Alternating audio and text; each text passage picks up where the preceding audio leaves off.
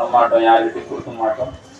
இது வீடு வசதி, வாகனம், பொருளாதாரம், தொழில், குடும்பம், இந்த காரியங்கள்லாம் வெற்றி கிட்டும், வராகி அன்னைக்கு பரிபூர்ணமான ஆசி கிடைக்கும்ன்றதுக்காக தான் குருதேவருடைய அனுகிரகத்தோட கொடுக்குற சக்தி கவசம்.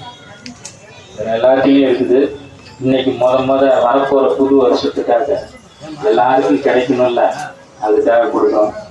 சராசரம் எல்லாம் நீண்ட சக்தி அடிகள் பராவி மனமே பணி பங்கேற்கிருவே பராபர ஒளியே இங்கீத பொருளே ஏந்திழை ஆளே